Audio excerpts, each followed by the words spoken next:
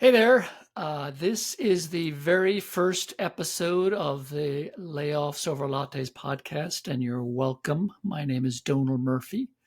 I am recording this the last week of November 2025, and I am currently unemployed, having been laid off earlier this year. So if you find yourself in the same situation, I am living through what you're living through, and I am experiencing all that you are experiencing, and you are very welcome. So, this podcast is for people who have found themselves um, unemployed because of a layoff. It's also for people who are in career transition or who are looking to career pivot. That may not necessarily have come from a layoff. They may be coming back to work because they've taken time out. They've taken time out to have children, raise children. So this is for you too.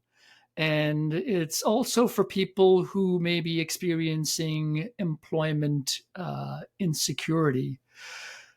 Almost a year to the day prior to me getting laid off, my company went through a first round of layoffs. And not that I dwelled on it every single day, but certainly there were moments throughout the next 12 months where I felt like, is it going to be my turn next? And lo and behold, 12 months on, it was my turn. And so I certainly hope that anybody who may be experiencing employment insecurity will never have to use kind of the tips and tricks and everything that I share in this podcast. But hopefully you can put all of this stuff in your back pocket to hopefully never use. The reason that I decided to pursue this podcast is that this is actually a spin-off of a job search community, support community that I founded and stood up when I first got laid off. And, just being in community has been tremendous. The focus of this first particular episode was very mindful, and I was very conscious of choosing this particular topic, as we will get into shortly, is that I feel like the golden rule of looking for a job is not to do it alone. And certainly when you're in community and searching for a job in community, it doesn't necessarily mean that you're going to find a job faster, but it certainly means that you are going to have the support of amazing people who are on the same journey as you to support you, to offer tips and tricks, wisdom, do's and don'ts, etc. So if you're not part of a community, I strongly advise you to be part of a community. You can certainly join the community that I founded, Layoffs Over Lattes, and you can find that on LinkedIn. In this episode, we're going to talk about Never Search Alone and that organization and that methodology. You can certainly look at that. But whatever it is, or whatever community you choose to be part of, please do be part of a community. And so the last thing that I will say before we get into this episode is that unemployment is hard. It is mentally taxing. It can be emotionally taxing. It can be stressful financially. So, again, I hope that you will find something in this episode and the episodes to follow, where I'll be bringing together thought leaders, experts, voices of authority, voices of comfort, people with perspectives on various aspects of careers and unemployment and job search. But what I will say, and I certainly hope that you get something from this podcast series, but what I will say is that this podcast is offered to you for educational and entertainment purposes. The reason I say entertainment purposes is that I hope we have some fun along the way and infuse this journey with levity and humor and good times. But it is very much educational in its focus.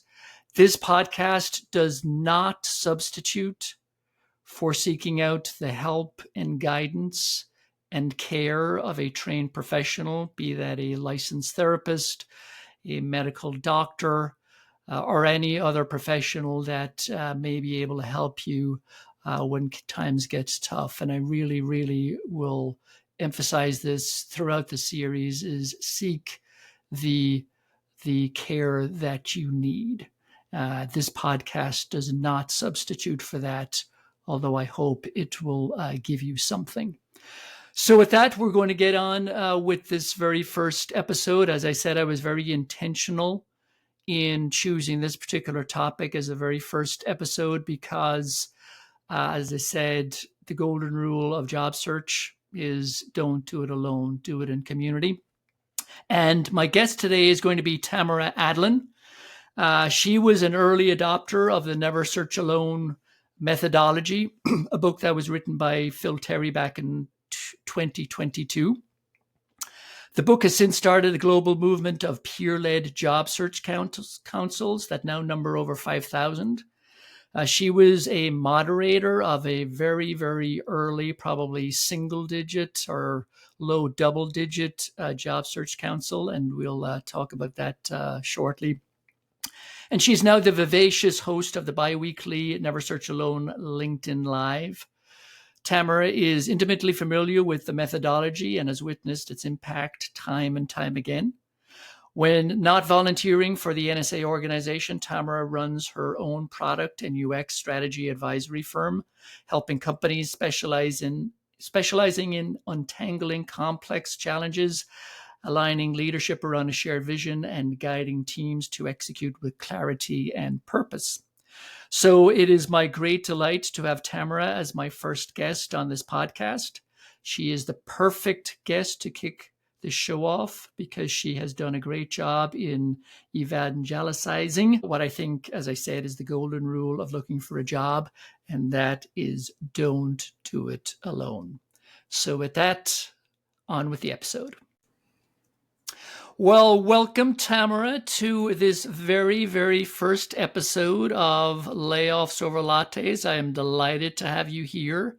I was very, very intentional in choosing this particular topic and you as a guest for the very first episode because I think we both firmly believe in the golden rule of job search, which is don't do it alone. And you have a lot to say about that. And you've got a lot of experience with this topic and searching in community. And we'll get to that momentarily. But the first question that I'm going to ask every single guest on my podcast, and even though you have a very successful career in product and product design and UX design, but as a child, what did you actually want to be when you grew up?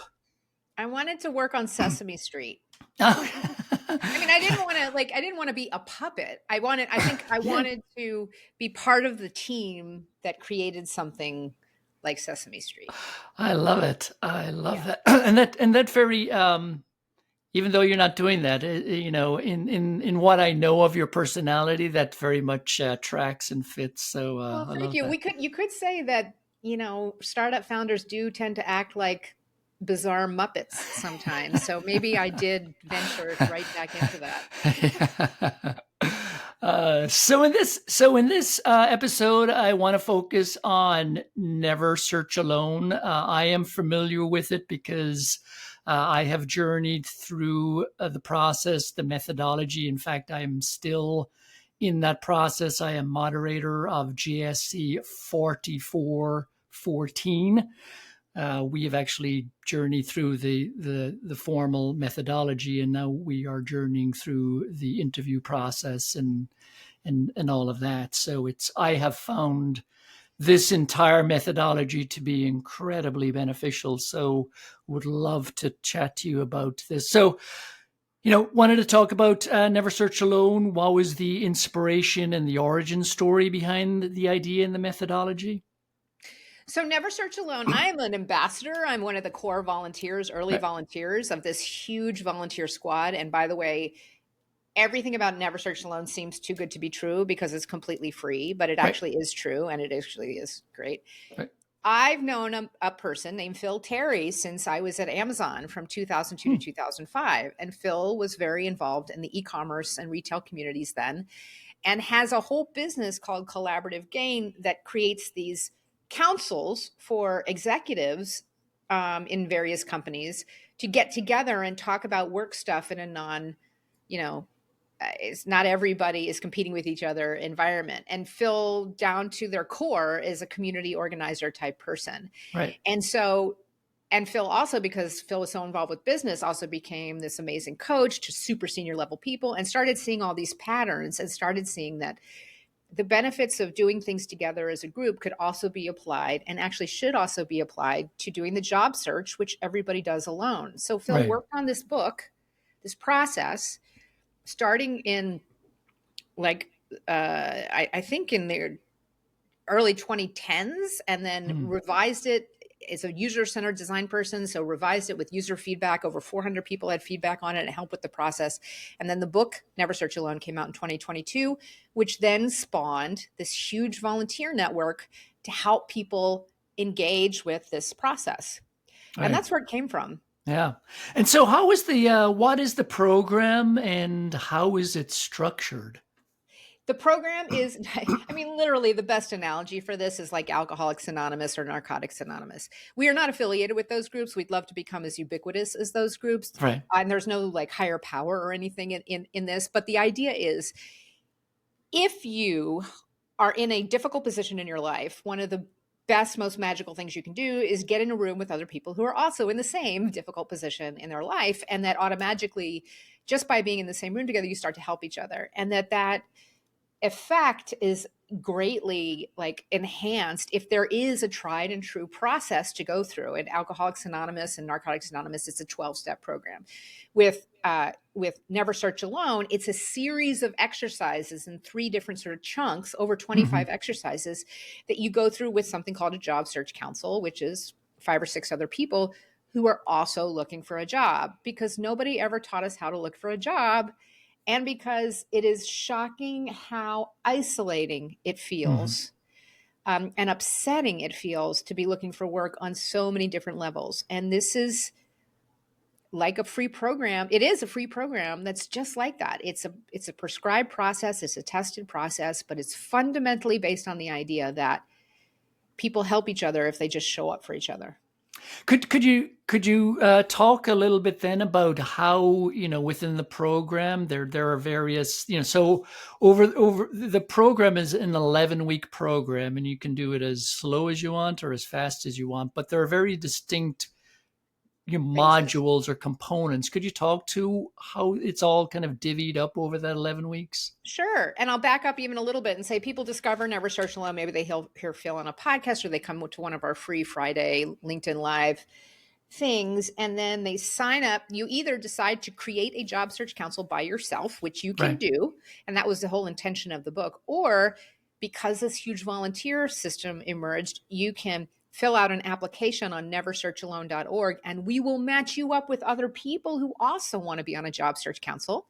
And one of you signs up to be the moderator, and that's great for people who are already great at running meetings or want to get better at it. You're just another job seeker. It's just that you're also sort of saying, well, here's the agenda. But really, it's not much more difficult than that. Yeah.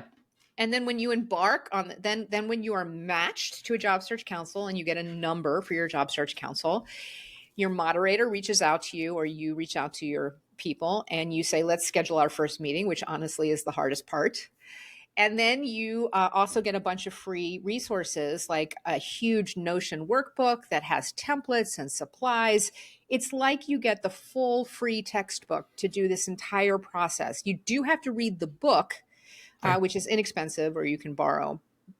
But it's a fun read also. But then you also get all these additional free supplies, and you jump into this 11 meeting process, which could be 11 weeks, could be a lot more, depending on the pace that Right. your job search council decides. And then we break that up into 3 chunks of exercises that we've given names to. The first chunk of exercises we call job search council. It's like the idea of getting used to being in a team for Mm-hmm. this.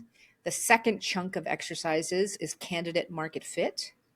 And the third chunk of exercising we call playing to win-win, which is interviewing and negotiating in a new way. Yeah.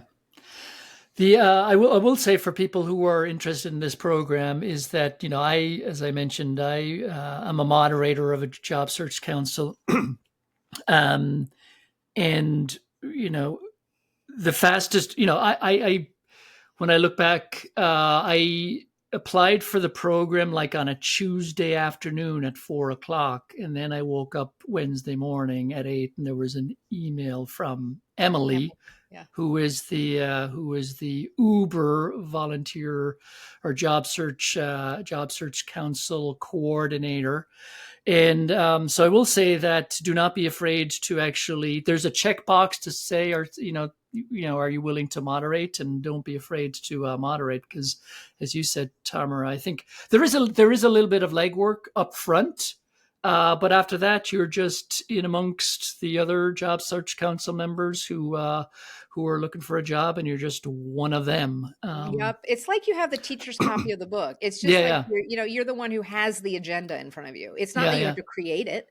And yeah, you're not responsible for everybody on your council. You're just the one who's like, okay, well, the next step is apparently this, so let's do this together. yeah. And The other thing not that everybody gets matched that fast. So what I'll say about getting matched is sometimes people sign up to get matched. We've got it down to below 7 days for the vast majority of people. There Yep. are job search councils with people all over the world, and we match according to time zone and number of years of experience in the working world. Right. So if you're in the US and Europe, time zones tend to match faster just because there's more applicants. If you're in other time zones, it can take a little bit longer. But like I said, we do have job search councils all over the world. Yeah. A question in relation to Job Search Council is, do you match also people who are, the same job function or industry, or do you That's a try great to? question. Nope, we don't.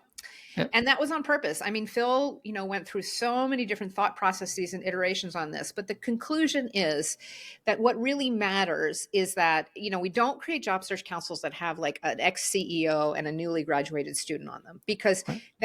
that's not a peer relationship. Right. And in that case, probably the CEO would help the kid a lot, but who knows whether they would get that in return. So we do it by number of gray hairs, right? And then time zone. And it's on purpose because often if we're in our own echo chambers, we don't see ourselves clearly out as we appear in the working world. So if you were on a job search council with all product managers or all architects or all office managers, there's value in that, but there's also value in not being with everybody who already completely understands the domain that you work in, because your goal is to make yourself really appealing on the job market as it exists today, not just to people who already speak your language. And the Right. other thing I'll say is that you absolutely do have access to birds of a feather. If you're a product manager, you get added to this huge free Slack channel, and there's a whole channel for just product managers. So you get the benefits of that. But think of it as being on a council with people that can help you translate the amazingness of you as a professional into a set of words and artifacts that just about anybody can understand how valuable you are and why, not just something that's in the rarefied language of the field that you've been in for a really long time. Yeah, and I can really advocate for that too, and talk about the benefit, because on my job search council, there's an electrical engineer, there's two product people, as I mentioned, there's a woman who's coming back from raising her two kids, and she is project manager. I am an event guy, and my experience is that we each offer different perspectives based on our own job functions that you wouldn't necessarily, for me, for example, I've been offered perspectives that I wouldn't necessarily have thought of. And that has been invaluable to get, so it's not like, again, the Slack channel, you can find your birds of a feather, but, when you're down in the weeds working through the job search process, just the breadth of perspectives has been tremendous. And Well, especially now when everything has changed. Like everything is different, everything feels worse, everything feels up in the air. It feels like old job titles don't make sense anymore. It's certainly true that just progressing up a typical career ladder isn't happening anymore.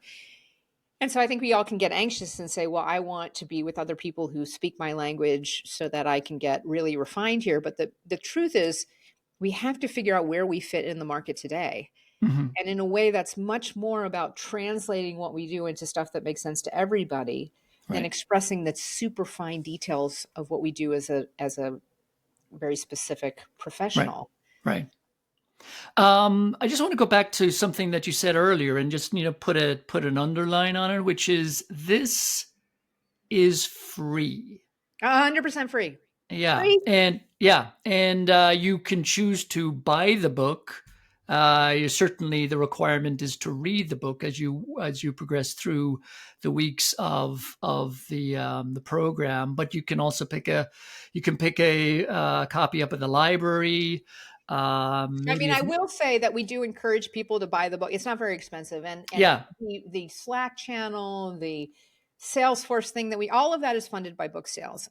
The other benefit to buying it is that Phyl has updated, slipstreamed in updates to the book over the years that it's been published, so you can get the most recent version.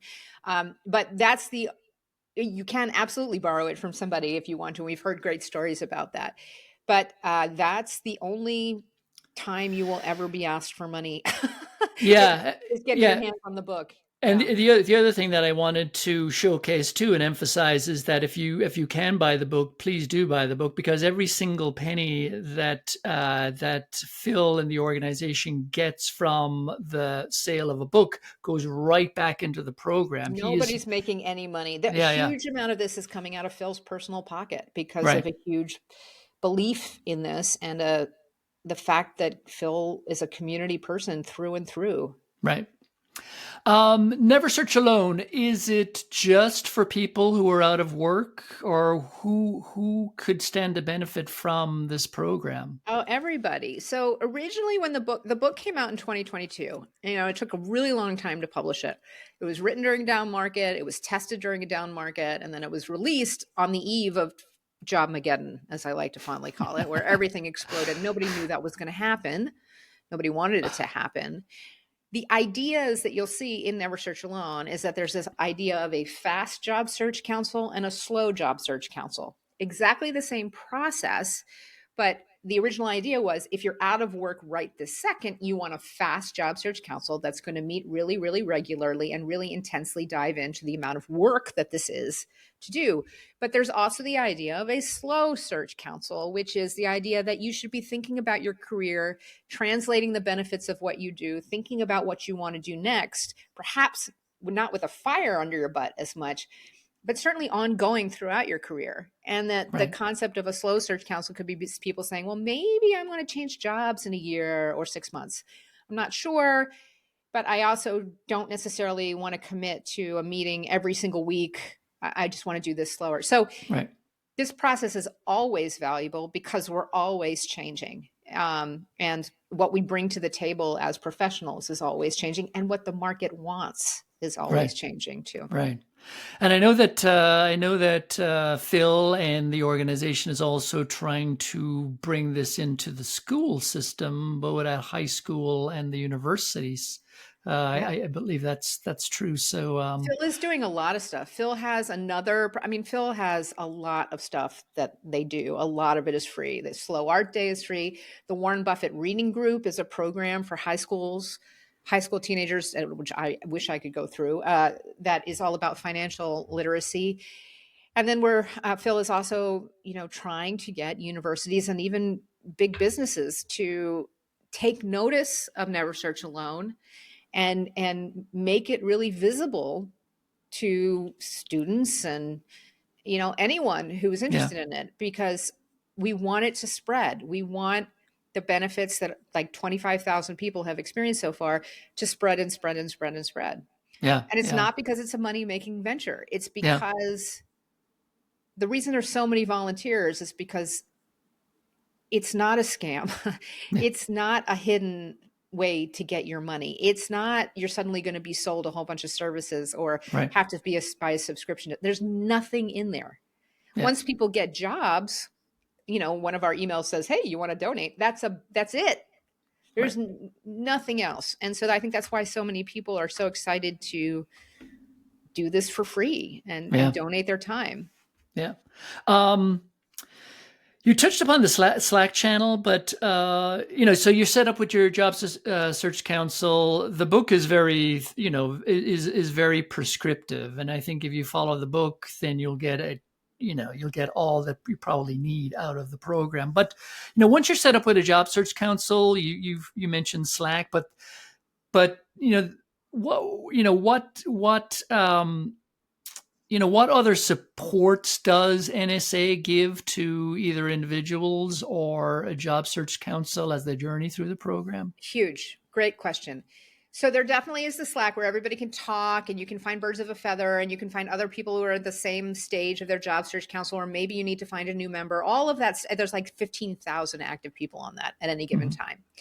Also, when you read the book, you'll see that there is a mention of many, many free resources. Think of them as templates, as detailed instructions, as spreadsheets to help you plan your listening tour, whatever it is.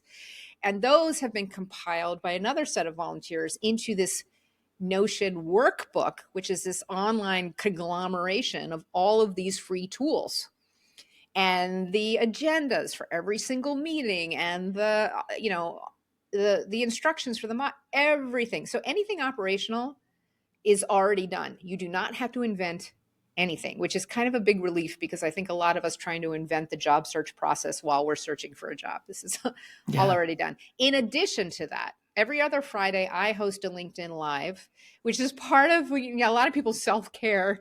Like every other one I interview these days do recruiters, and you just ask as many questions as you want to the recruiters. On the alternate episodes during the month, I typically interview people who have been through this process, have interesting stories to tell about how it helped them, can share examples of their candidate market fit or how the playing to win-win interviewing process helped them land the role instead of getting the silver medal. In addition to that, there is an orientation call after you sign up to join a job search council.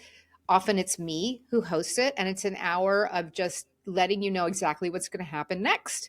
There is also a moderator call and moderator mentor network.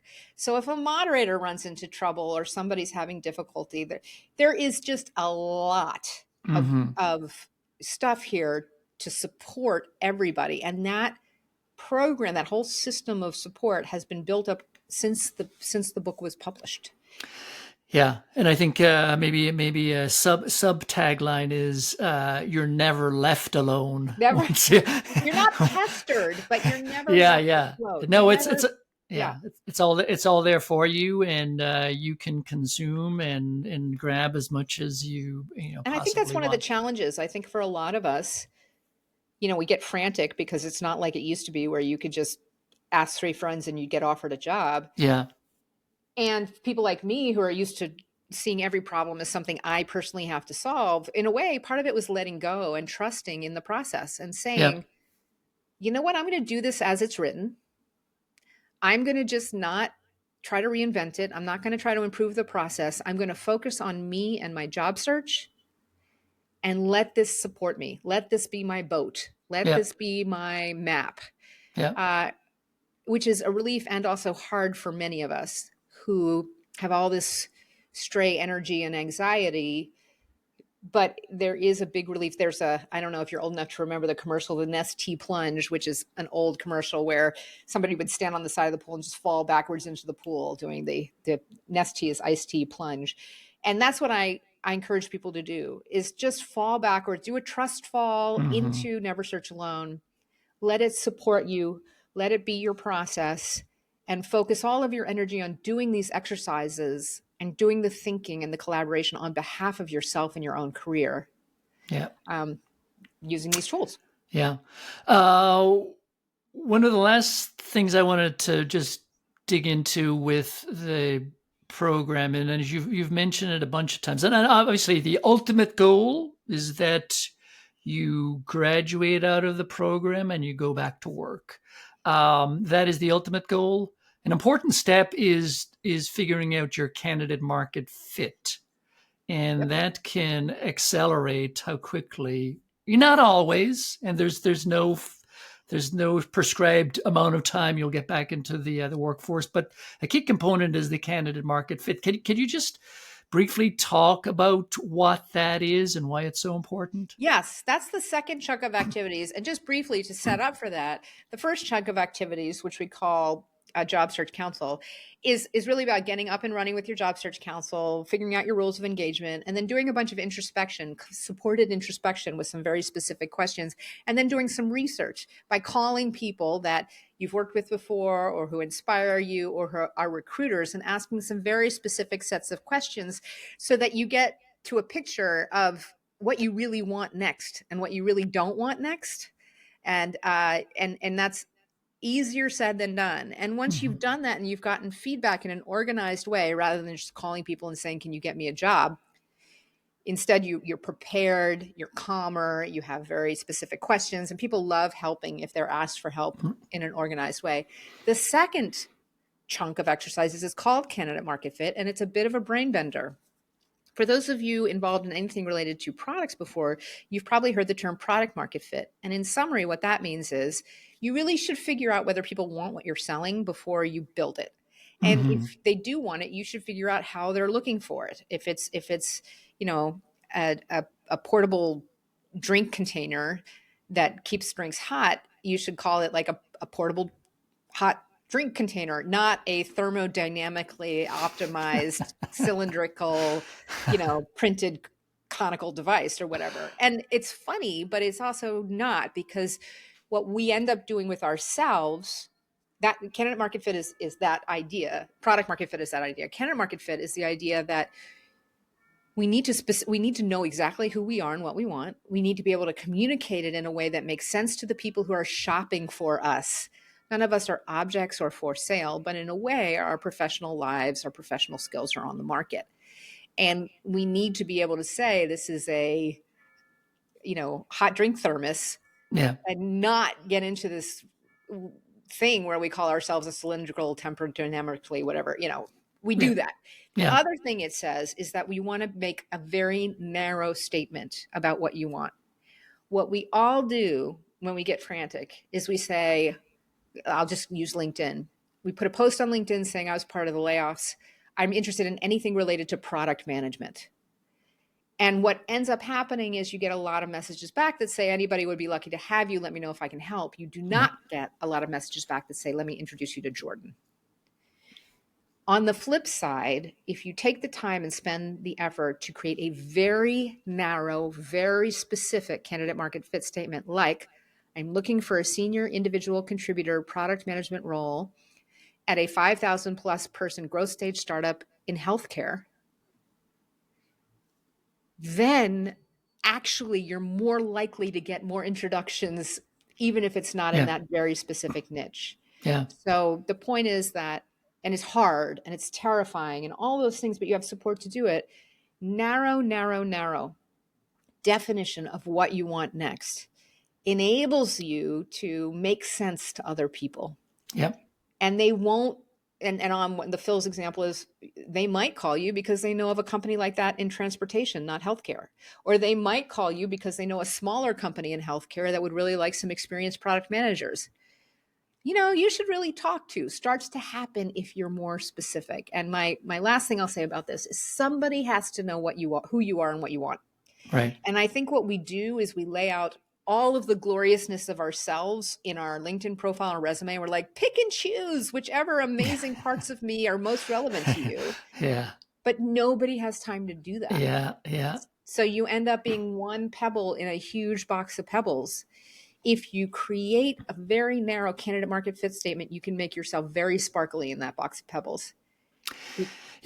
Yeah, and the phrase that I love that you use on an NSA Live periodically is it You are a odd-shaped peg that Oh. needs to go into a odd-shaped hole, and Yeah, it's not my phrase, but I yeah, repeat it happily. We're yeah, not a square peg looking for a round hole. We're an oddly shaped peg looking for an yeah. oddly shaped hole. And There we you only go. need one.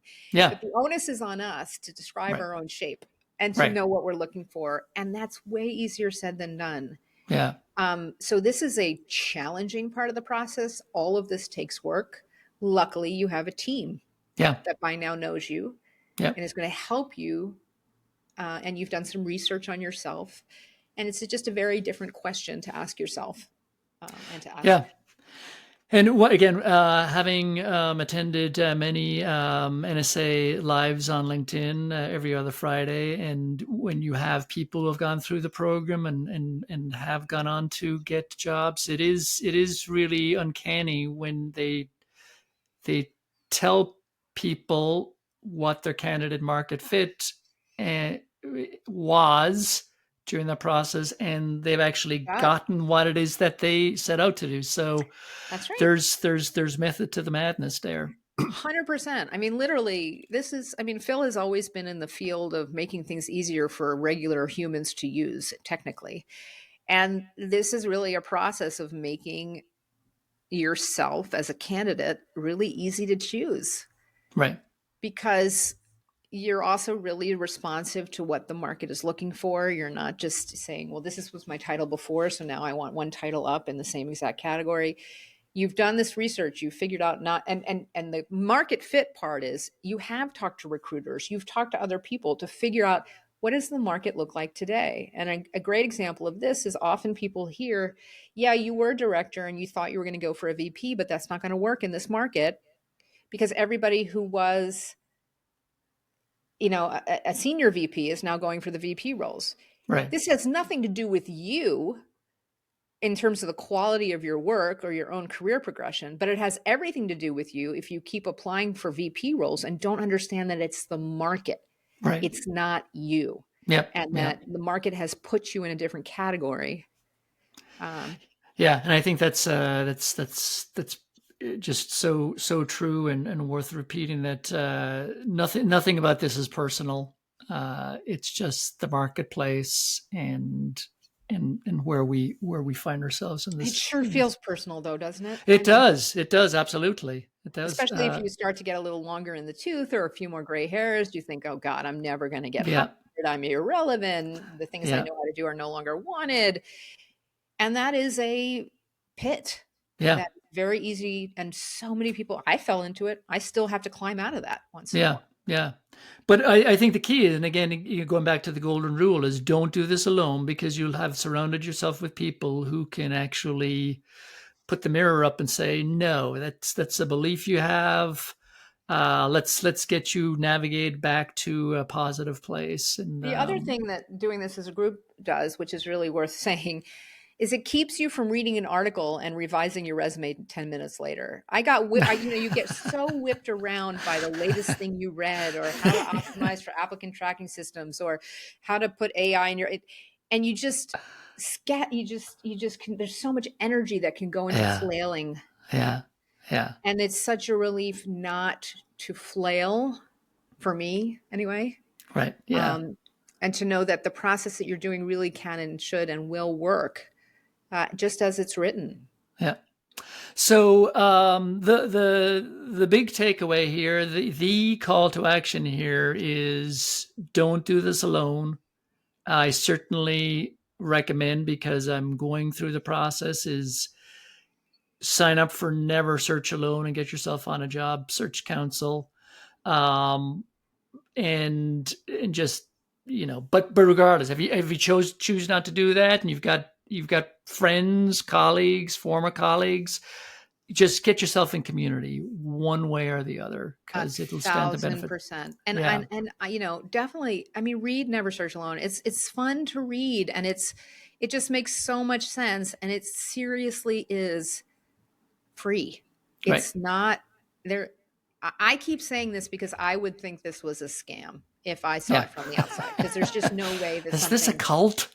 it's not a cult. Nobody's Yeah, asking you for any money. yeah, We're up to about 5,000 yeah. job search councils that we've helped create over the last 3 or 4 years, and that's like 25,000 people. Nobody's Yeah. paid a penny. Yeah. Yeah.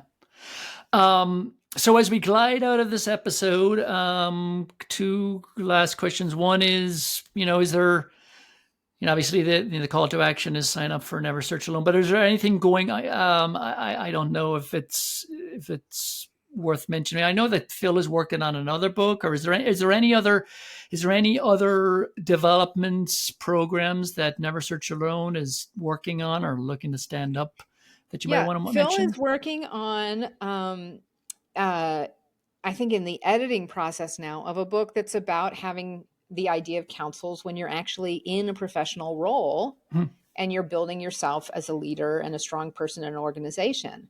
I don't know what the title is going to be yet exactly, but it's this similar idea, except the problem that you're solving is not that you need to get a job. The problem that you're solving is that you need to thrive and grow in the one that you already have. That's the way I think about it. I could have been misrepresenting this a bit, but it's one of the many things that Phyl has been working on. And Phyl has a newsletter that you can follow too of all of these different I don't know when Phyl sleeps, to be quite honest with you. But yes, they never stop. They just never stop. Yeah. So it's neversearchalone.org. Yep. Is how people get more information on it. And then the very, very last question is you yourself. Yeah. Is there anything that you want to promote about yourself? I know that you're doing this in a volunteer capacity, but you have a product and UX practice. If people wanted to reach out to you, how might they find you? Well, you can find me at Adlin Inc., ADLININC.com, or I'm the only Tamara Adlin on LinkedIn. I have a podcast called Corporate Underpants, which is about it's about the problem of executive misalignment and how that creates big problems in all the products we try to design, and how we can get better and better at wrangling executives without getting fired as we get more senior, which is a whole other skill set. It has nothing to do with learning to use Figma or you learn to use Canva or doing user testing. It's a totally different skill set that we can and must master. And I'm working on a book on that called Align Before Design, and an ebook, which I'm dreadfully behind on. But go find Corporate Underpants. Yep. And find me on LinkedIn. That's the best way. Yeah. And again, I'm not a product person, and I listen to your podcast just from the perspective of the art of the podcast, and it's great. And if you are in the product sphere, definitely I couldn't recommend it more. So that's very kind of you to say. It means a lot. Thank you. Yeah. Tamara.